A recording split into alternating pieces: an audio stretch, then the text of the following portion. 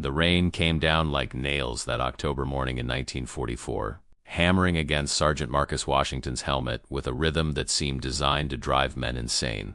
He crouched in the mud somewhere in the Apone Mountains of northern Italy, his fingers numb inside torn gloves that had been issued to white units first and passed down to the Buffalo soldiers only after they'd already fallen apart. The cold seeped through every layer of his uniform, through the wool that never quite dried, through the skin, down into the bone. Around him, the mountains rose like the broken teeth of some ancient god, their slopes thick with chestnut trees and hidden ravines where death waited with German patience. Marcus pressed his back against the stone wall of a half-destroyed farmhouse and listened, always listening. That's what kept you alive out here, not the training they'd given him at Fort Huachuca, not the equipment that never quite worked right, not the promises that had been made back home about fighting for democracy and freedom. Just listening. Okay. The Germans were out there, dug into the Gothic Line like ticks embedded in flesh, and every step forward through these mountains cost blood that headquarters back in Naples seemed to consider expendable, especially when it came from black soldiers. He was 24 years old and felt 50. Back in Birmingham, Alabama, he'd been a mechanic's apprentice, learning the language of engines and structures, understanding how things held together and how they came apart. His father had taught him to see the world as a series of problems waiting for practical solutions, to trust his hands and his mind more than anyone's words. That education hadn't come from any school that would accept colored students. It came from watching, working, asking questions until the answers revealed themselves in the behavior of metal and wood and water. When the draft came in 1942, Marcus had imagined he might use those skills to build bridges or repair vehicles, to be useful in ways that went beyond pulling a trigger. He hadn't imagined this, hunched in freezing mud while white officers 3 miles back questioned every report that came from the 92nd Infantry Division, as if being black somehow made them incapable of recognizing danger. The village of Monte Castello sat another 200 yards up the slope, or what was left of it. Intelligence said it was lightly defended. Intelligence said a lot of things, usually while sitting in warm offices far from the Gothic Line. Marcus had learned to trust his own eyes instead, and his eyes told him that the path ahead felt wrong. The trees were too quiet. The birds had stopped singing an hour ago. The wind carried something metallic, something that didn't belong to the rain or the forest. Behind him, 19 men from his platoon waited for orders. Most of them were Southern boys like him, pulled from cotton fields and factory floors, given 6 months of training and shipped overseas to prove something that shouldn't have needed proving. They'd fought from Salerno to Rome, bled in places whose names they couldn't pronounce, taken casualties that never made it into the newspapers back home because heroes were supposed to look different, sound different, come from different neighborhoods. Lieutenant Hartwell, their white commanding officer, stood 30 feet back with a map that showed the village as a small circle and the road as a straight line, as if war could be understood through geometry instead of instinct. Marcus closed his eyes and let the memory come, the one that always surfaced when death felt close. He was 12 years old again, standing outside the Woolworths in downtown Birmingham on a summer day so hot the asphalt went soft. His mother gripped his hand tight enough to hurt as they walked past the lunch counter where white people sat eating ice cream and hamburgers. He'd been thirsty, desperately thirsty, and he'd asked if they could stop for a Coca-Cola. The look she'd given him contained more grief than any child should have to witness, and when she finally spoke, her voice was barely a whisper. "Baby, that ain't for us. We gotta wait till we get home." He remembered the shame burning in his chest, not because he'd asked for something unreasonable, but because asking it all had put that pain in his mother's eyes. He remembered the white man at the counter who'd turned to stare at them, his expression a mixture of contempt and satisfaction, as if their exclusion from something as simple as a cold drink somehow validated his entire existence. That memory had followed him all the way to Fort Huachuca, to the segregated training base in Arizona where black soldiers learned to fight for a country that posted signs telling them which water fountains they could use and which towns they weren't welcome in after dark. The base itself was decent enough, all things considered, but stepping off post meant entering territory where the uniform meant nothing if the skin beneath it was the wrong color. He remembered the night Private Thompson had been beaten by local police in Tucson for the crime of walking on the sidewalk instead of the street. Thompson had lost 3 teeth and gained a dishonorable discharge after he fought back. The message was clear. You could die for America, but don't get too comfortable thinking that made you American. When they'd shipped out to Italy, Marcus had felt something like hope stirring in his chest. Maybe over here, away from Alabama and Arizona and all the careful rules of Jim Crow, things would be different. Maybe facing a common enemy would make the other distinctions fall away. That hope had lasted exactly 3 days, until the first time a white supply officer had sent them into combat with ammunition that didn't matched their weapons and rations that had already been picked through for anything edible. Until the first time a white lieutenant had refused to take cover recommendations from a black sergeant because I don't take tactical advice from colored boys who probably can't read a map anyway. Until he'd understood that they had brought the entire architecture of discrimination across the Atlantic with them, packed it alongside the rations and the hand grenades. But still, they fought. Because for all the cruelty and contradiction, for all the ways the army treated them as something less than human, there were moments when the work itself felt pure. When Marcus used his knowledge of structures to identify a weak bridge before it collapsed, or when he cleared a path through a minefield while shells burst overhead, or when he looked back and saw his brothers still alive because of something he'd calculated or observed or simply felt in his gut. Those moments cut through all the noise and reached something true. He fought for them. For Jenkins and Caldwell and young Robinson, who cried at night when he thought nobody could hear. For Private Hayes, who'd been a sharecropper's son and could now read because Marcus had taught him during the long nights at Anzio. For all of them who deserved to go home and tell stories about their courage that might, just might, change something about how people saw them. Washington, Lieutenant Hartwell's voice cut through the rain, sharp and impatient.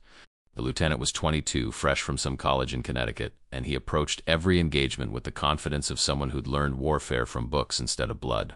We're moving out in 5 minutes. The captain wants Monte Castello secured by 1400 hours. Marcus didn't stand immediately. He stayed low, his eyes scanning the tree line above them, looking for the things that photographs couldn't show and maps couldn't reveal. Lieutenant, I'd like permission to scout ahead first. Something about that approach doesn't sit right. Hartwell's jaw tightened in that particular way Marcus had learned to recognize. The way white officers looked when a black subordinate offered an opinion that contradicted their own. Your feelings aren't intelligence, Sergeant. We have aerial reconnaissance that shows minimal enemy presence. The path is clear. With respect, sir, aerial reconnaissance can't see tripwires or mines embedded in mud.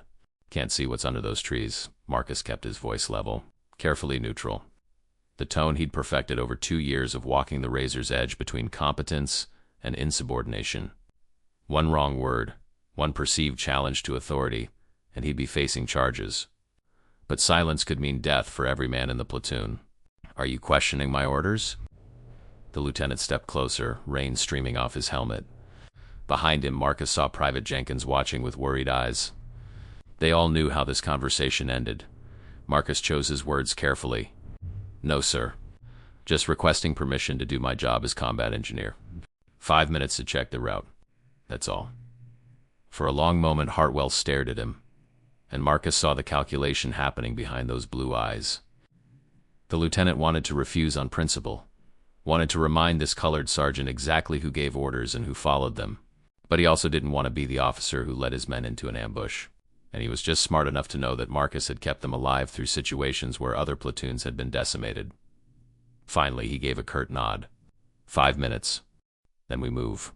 With or without your approval. Marcus grabbed his pack and moved forward in a crouch, keeping to the side of the muddy road that led toward the village. The rain had turned the path into a river of brown water, washing away tracks and filling in depressions, making it impossible to see where the ground had been disturbed. That should have made him feel better, should have meant the Germans couldn't have set traps recently.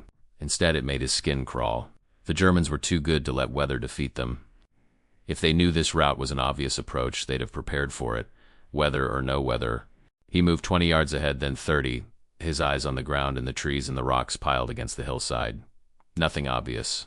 No wires strung between trees, no disturbed earth, no sign of recent digging.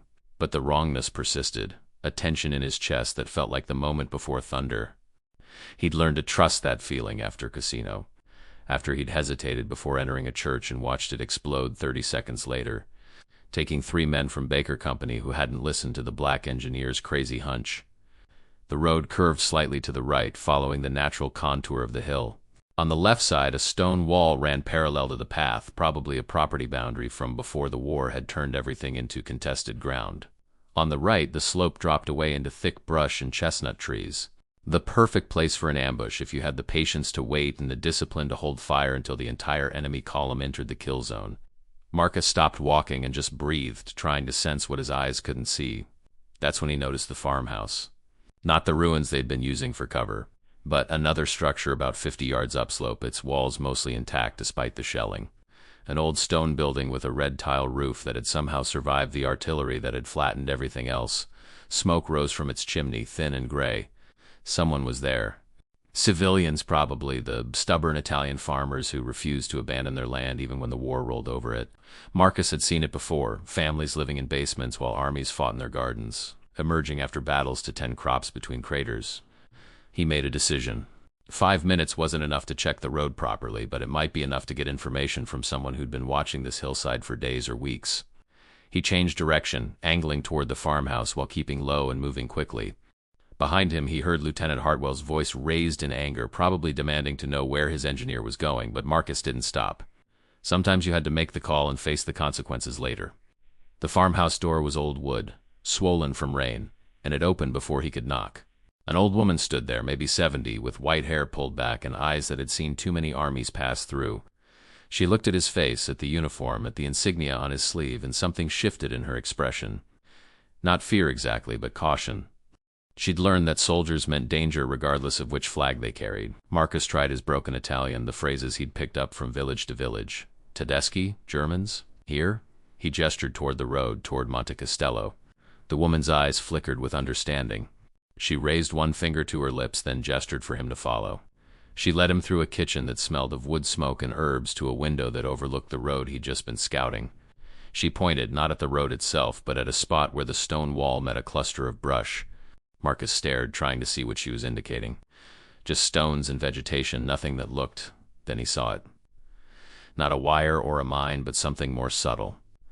The way the brush had been arranged, too neat, too carefully placed. And beyond it, barely visible in the rain, a depression in the ground that might have been natural but somehow wasn't. The Germans had been here. They'd prepared this approach, turned it into a trap, and then they'd withdrawn to wait. He turned to thank the woman, but she was already moving, hurrying to a shelf where she kept a large clay jar, the kind used for storing water or oil. She grabbed it and thrust it into his hands, speaking rapidly in Italian, gesturing toward the road. Marcus didn't understand most of the words, but he caught terra and mort, and the urgency in her voice was universal. She was trying to tell him something about the ground, about death, about how to see what was hidden. The jar was half filled with water, probably rainwater collected from the roof. The old woman gestured again, more insistently, miming the action of setting it down, watching it, listening. Then she pointed at her ear and nodded vigorously. Marcus felt something click in his mind, a connection forming between her gesture and a memory from childhood. Watching his father test for hollow spaces beneath floors by setting a glass of water on the boards and tapping nearby. Watching for ripples that revealed voids underneath. He understood, or thought he did. The jar wasn't just a jar. It was a tool, a way to detect vibrations, disturbances, things hidden beneath the surface. In this mud, with this rain, you couldn't see tripwires or pressure plates. But if the Germans had set mines or charges beneath the road, if they'd created a killing ground designed to collapse or explode when weight crossed it, the water would show it. The slightest vibration, the smallest shift in ground pressure would make the water move in ways that human eyes couldn't detect, but that careful observation would reveal. It was crazy. It was absurd. It was exactly the kind of field improvisation that officers would mock and textbooks would never include. But Marcus had learned to trust practical knowledge over doctrine, to believe in the wisdom of people who'd survive by paying attention to details that educated men overlooked. He thanked the woman in Italian and English both, saw her smile sadly, as if she knew he was walking toward death regardless, and then he moved back outside into the rain. The platoon was waiting where he'd left them, Lieutenant Hartwell's face red with anger. "Sergeant Washington, you just disobeyed a direct, sir. I've found something." Marcus kept his voice steady, even as his heart hammered. "The Germans have prepared that approach. I don't know exactly what they've set up, but it's there." "You found something?" Hartwell's voice dripped skepticism. "What did you find?" "Show me the mines. Show me the wires. I can't show you, not yet. But I can prove it." Marcus held up the water jar and he saw several of the men exchange glances, probably wondering if their sergeant had finally cracked under the pressure. "I need to test the ground." "It'll take 2 minutes. You want to test the ground with a water jar." Hartwell said it slowly, as if speaking to a child or an idiot. "Sergeant, I've been patient with your hunches, but this is beyond ridiculous. We don't have time for folk magic. We have orders." Private Jenkins stepped forward, his voice quiet but firm. "Lieutenant Sergeant Washington's hunches have saved us before. At Serchio River, I know what he did at Serchio River, Private." Hartwell cut him off. "I also know that we can't run this war based on superstition and feelings. We have intelligence, we have reconnaissance, we have orders. We're moving out." Marcus felt the moment crystallizing around him, the choice that would define everything that followed. He could obey, He could fall in line, take his place in the column, and march up that road with 19 men who trusted him. If he was wrong, he'd look like a fool and confirm every racist assumption. Hartwell and officers like him carried about the capabilities of colored soldiers. If he was right and he stayed silent, they'd walk into whatever the Germans had prepared, and men would die, men with families waiting back home, men who'd already sacrificed more than any country had the right to ask. He looked at Jenkins, at Caldwell, at young Robinson, who still had his brother's letters tucked in his jacket pocket.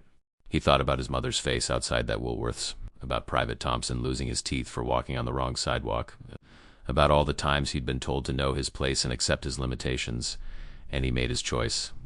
"Sir, I'm going to test the road. You can charge me with insubordination after, but I'm doing this." The silence that followed felt like standing in the eye of a hurricane. Hartwell's hand moved to his sidearm, and for a terrible moment Marcus thought the lieutenant might actually shoot him. Then Jenkins and Caldwell moved forward, not threatening exactly, but making their position clear. They were with their sergeant. Whatever happened next, they were with him. Hartwell's hand dropped away from his weapon. "Fine, 2 minutes. Then we move, and when this turns out to be nothing, you're going to face charges that'll end your military career. Understood?" "Understood, sir." Marcus moved before the lieutenant could change his mind, heading back toward the curve in the road with the water jar held carefully in both hands. His brothers followed him, keeping their rifles ready, watching the tree line for movement. The rain continued its assault, turning the world into shades of gray and brown, erasing distinctions, making everything uncertain. He stopped at the spot where the stone wall met the brush, where the old woman had pointed. The road here looked exactly like the road everywhere else, just mud and water and stones, nothing to indicate danger, but Marcus set the jar down in the center of the path, on a relatively flat rock that kept it from tipping, and then he stepped back to watch. The water inside the jar was still, its surface broken only by raindrops creating tiny circular ripples. He stared at it, willing it to reveal something, knowing how insane this must look to everyone watching. Behind him, he heard Hartwell curse under his breath. 30 seconds passed. A minute. The water didn't change. Just rain hitting the surface, nothing more.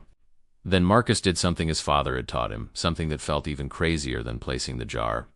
He picked up a stone, a good-sized rock about the weight of a helmet, and he dropped it on the road about 3 feet from the jar. Not hard enough to shatter anything, just hard enough to create vibration, to send a shock wave through the ground. The water in the jar moved. Not from the rock hitting the ground, that would have been a single disturbance, a brief ripple. This was different. The surface shivered and continued to shiver, tiny waves crossing and recrossing, as if the ground beneath was trembling with some internal frequency. Marcus felt his blood go cold. He picked up another stone and dropped it 2 feet to the left of the first. The water reacted again, the same sustained vibration, the same unnatural movement. "Sweet Jesus," Private Caldwell whispered behind him. "There's something under there." Marcus grabbed a longer stick from the roadside and began to carefully probe the ground near the jar. Not digging exactly, just pushing aside mud and loose stones. His hands were shaking now, partly from cold, but mostly from the realization of how close they'd come to walking into this. 6 inches down, his stick hit something that wasn't rock or earth, something that gave slightly under pressure, something that had been buried deliberately and recently. He cleared more mud away, working carefully, and exposed what looked like a wooden board covered in waxed canvas. He'd seen this before. The Germans used boards and canvas to create pressure plates that would distribute weight evenly, preventing premature detonation until enough men had crossed over.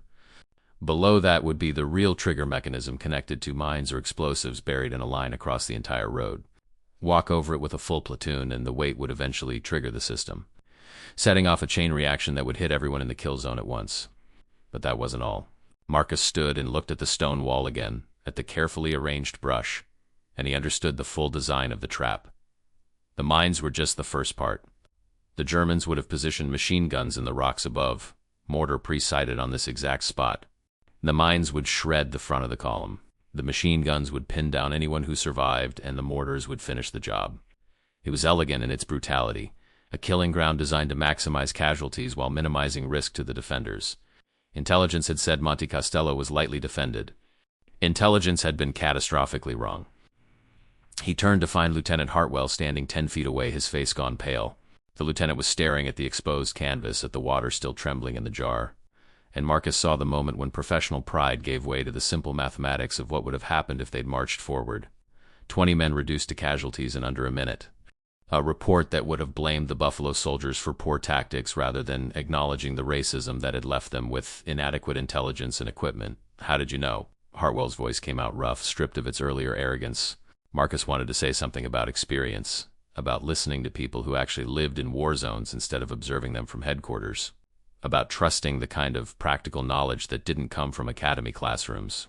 Instead, he just shrugged. "The water don't lie, sir. Ground's been disturbed, probably in the last 48 hours. This whole section is likely mined. We need engineers with detectors to clear it, and we need to find another route to the village." For a moment, he thought Hartwell might actually thank him, might acknowledge what had just been prevented. Instead, the lieutenant simply nodded and turned away, already pulling out his radio to call back to command. Marcus watched him go and felt the familiar weight of disappointment settling on his shoulders. No recognition, no admission that a black sergeant's crazy trick had just saved 20 lives, including the lieutenant's own. Just business as usual, moving forward, erasing the moment even as it happened, but his brothers knew. Jenkins gripped his shoulder hard enough to bruise, his eyes bright with emotion. Caldwell let out a shaky laugh that sounded more like a sob. Young Robinson just stared at the water jar like it was something holy, a miracle rendered in clay and rain. They knew how close they'd come, knew what Marcus had risked to protect them, knew that his defiance of Hartwell could still result in charges and punishment, even though he'd been proven right. They spent the next 3 hours waiting while engineers from a white unit came up to clear the mines. Marcus watched them work, watched them carefully dismantle the system he'd detected. And he counted 16 separate charges buried in a line across the road, each one packed with enough explosive to tear a man apart. The engineers whistled appreciatively at the German craftsmanship, at the ingenuity of the design, and they asked who'd discovered it. Lieutenant Hartwell claimed credit in his report, mentioned careful scouting and tactical awareness without naming names. The engineers glanced at Marcus and the other black soldiers, understanding passing between them without words. They knew who'd really found the trap. They just also knew that official recognition wasn't meant for colored troops. By the time they finally took Monte Castello, the rain had stopped and the sun was setting, painting the mountains in shades of gold and crimson that seemed obscene given the day's proximity to death. The village was indeed lightly defended, the Germans having withdrawn after their ambush failed to trigger. They found the machine gun positions in the rocks exactly where Marcus had anticipated. The mortars already removed, but the impact craters marking where they'd been placed. It had all been there, waiting, a trap that would have worked perfectly if not for an old Italian woman and a jar of water and a black sergeant who'd learned to trust practical knowledge over official wisdom. That night, as the platoon settled into defensive positions in the village, Marcus found himself unable to sleep despite his exhaustion. He kept seeing the water trembling in the jar, kept feeling the sick certainty of what would have happened if Hartwell had refused to let him test the ground. He thought about how close they'd come to becoming statistics, casualties that would barely register in the newspapers back home because the 92nd Infantry Division's achievements were systematically underreported, its failures magnified and used as evidence that colored soldiers couldn't hack it in combat.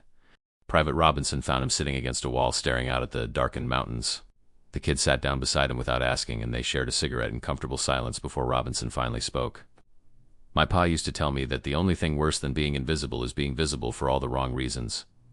Said that's what it meant to be colored in America. We could die in these mountains, and nobody back home would know or care. But if we run, if we fail, if we give them any excuse, they'll remember that forever." Marcus nodded, thinking about all the ways that truth played out. "We're fighting 2 wars, Rob. One against the Germans, one against everybody who's already decided we're not good enough, not smart enough, not brave enough. Second war is harder because the enemy's wearing the same uniform. You think we'll ever win it? That second war?" Marcus thought about the mines in the road, about Lieutenant Hartwell taking credit for discovering them, about the engineers who'd known the truth but said nothing, about the entire architecture of discrimination that would follow them home even after victory. He thought about his mother's face outside the Woolworths, about Private Thompson's missing teeth, about every small cruelty and casual dismissal that had marked his life before and during the war. "I think we're winning it right now," he said finally. "Every time we do our job better than they expect, every time we save lives they thought were already lost, every time we prove the lies wrong through actions instead of arguments. It's slow, it's hard, but it's happening." Robinson absorbed that, then smiled slightly. "You saved us today with a water jar. That's going to be one hell of a story when we get home. If anyone believes it, we'll make them believe it. All of us. We'll tell it until it can't be denied." Marcus wanted to share the kids' optimism, wanted to believe that their stories would be heard and valued, that the courage of black soldiers in Italy would translate into dignity back home.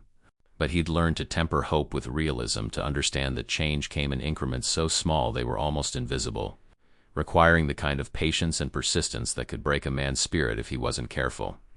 The next morning, the old woman from the farmhouse appeared in the village, bringing bread and cheese for the soldiers. She found Marcus and pressed the water jar into his hand, speaking in Italian that one of the other soldiers translated.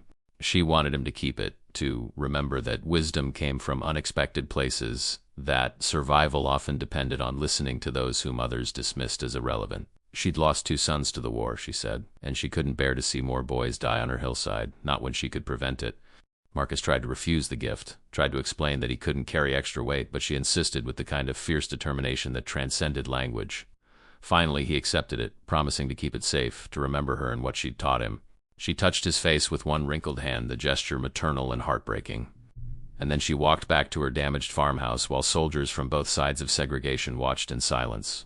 The jar traveled with him for the rest of the war, packed carefully in his gear, a reminder of the moment when everything could have ended and didn't.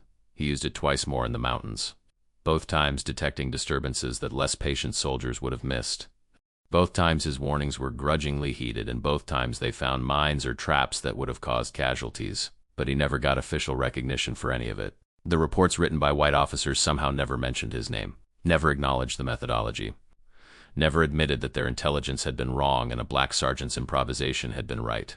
When the war in Europe ended and the 92nd Infantry Division prepared to return home, Marcus stood on the deck of the transport ship and watched Italy disappear into the distance.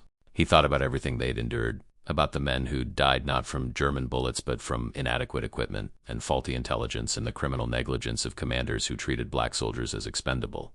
He thought about the contradictions they'd lived with, fighting for a country that denied them basic humanity, proving their worth to people who refused to acknowledge it. The water jar was in his duffel, wrapped in a shirt to prevent breakage. He'd promised himself he'd take it home, that he'd tell his children about the day it saved their father's life and the lives of 19 other men. He'd tell them about the old Italian woman who understood that wisdom wasn't the exclusive property of generals and that survival sometimes depended on trusting the humble tools and methods that educated people dismissed as primitive. He'd tell them about Lieutenant Hartwell and the engineers and all the small ways that racism tried to erase their contributions, even as those contributions saved white lives. But he'd also tell them about Jenkins and Caldwell and Robinson, about the brotherhood forged in mud and rain and the shared knowledge that they had to be twice as good to be considered half as capable. He'd tell them about the moments when the work itself felt pure, when engineering principles and practical knowledge combined to solve problems that doctrine couldn't address. He'd tell them that despite everything, despite all the cruelty and injustice they'd served with honor, had saved lives, had made a difference that couldn't be entirely erased even if it was systematically underreported. The ship sailed toward home, toward a country that would expect these soldiers to return to the back of the bus and the colored-only water fountains, to lives circumscribed by laws and customs that made a mockery of the freedoms they'd fought to defend. Marcus knew what awaited them. He'd seen it in the faces of white officers who couldn't quite meet his eyes after he'd saved their lives. He'd heard it in the silence that followed their achievements. He'd felt it in the weight of every report that minimized or dismissed what the Buffalo Soldiers accomplished in Italy. But he also knew something those officers didn't, something that couldn't be taken away or written out of the record. He knew exactly what he and his brothers were capable of. He knew their intelligence and courage and skill were equal to anyone's, regardless of what the official histories might claim. And he knew that someday, maybe not in his lifetime, but someday the stories would come out. The truth about the 92nd Infantry Division, about the water jar and the mines in the road, about all the moments when black soldiers proved themselves under conditions that would have broken lesser men. He reached into his duffel and touched the jar, feeling its cool surface beneath his fingers. It was just clay and water, humble materials that wouldn't appear in any official inventory of military equipment. But it had seen the truth when cameras and reconnaissance had missed it. It had revealed what was hidden. It had saved lives that the system considered expendable. Marcus looked out at the Atlantic stretching endlessly before them and made himself a promise. He would remember. He would tell the stories. He would make sure his children knew what their father and his brothers had done, even if the textbooks never acknowledged it. He would carry that water jar through whatever came next, through segregation and discrimination and all the battles still to be fought on home soil. He would carry it as a reminder that wisdom came from unexpected places, that practical knowledge could trump official doctrine, that survival sometimes depended on trusting the things that educated people dismissed, The war had ended, but the fight continued. It would continue 4 decades, 4 generations, through lunch counters, sit-ins, and freedom rides in marshes that would force the country to confront the contradictions it had tried to ignore. And somewhere in that long struggle, in the accumulated weight of thousands of stories about courage and dignity and refusal to accept injustice, the truth about soldiers like Marcus Washington would finally emerge. Not from official reports or military histories, but from the memories they carried, from the stories they insisted on telling, from the artifacts like water jars that testified to a different kind of heroism than the ones celebrated in monuments and medals. He was going home. They were all going home. And they would carry with them the unshakable knowledge of what they'd proven in the mountains of Italy, the truth that no amount of discrimination could erase. They had been soldiers. They had been heroes. They had saved lives through intelligence and courage and improvisation. The country might not be ready to acknowledge it, might not be ready to treat them with the dignity they'd earned, but that didn't change the fundamental reality of what they'd accomplished. The water in the jar would eventually evaporate. The clay might eventually break. But the memory would persist, passed down through families, through communities, through all the people who understood that history wasn't just what got written in official records, but what lived in the stories survivors insisted on telling. And someday, maybe long after Marcus Washington had gone to his rest, someone would ask about the old clay jar in a museum or attic, and the story would be told again. The story of how a black sergeant in the 92nd Infantry Division saved his entire platoon with what white officers called a crazy water jar trick, how he'd trusted practical knowledge over doctrine, how he'd listened to an Italian grandmother when trained intelligence officers had missed the obvious. And in the telling, in the persistence of memory against forgetting, in the refusal to let contributions be erased or minimized, there would be a kind of victory. Not the victory of medals and parades, but something deeper and more lasting. The victory of truth over convenient fiction, of dignity over discrimination, of the humble clay jar that revealed what official reconnaissance could not see. Marcus stood on that ship crossing the Atlantic, a young man who felt old, carrying a jar of water toward a future he couldn't quite imagine but refused to fear. Behind him lay the mountains where he'd proven himself, where he and his brothers had written stories the official histories would try to ignore. Ahead lay struggles and setbacks and small victories won at great cost, but also ahead lay children and grandchildren who would hear these stories, who would understand that their ancestors had fought not just against foreign enemies but against the entire architecture of injustice, and had emerged with their humanity intact. The jar would make it home. Marcus would make it home. The stories would survive. And someday, in ways he couldn't predict, the truth would emerge from the shadows where it had been confined, would take its rightful place in the larger narrative of courage and sacrifice, not because the system chose to acknowledge it, but because the people who'd lived it refused to let it die. That was enough. It had to be enough. Because it was all they had, all they could control in a world designed to diminish them, the stories, the memories, the humble artifacts of their service, the unshakable knowledge of their own worth regardless of what others chose to recognize.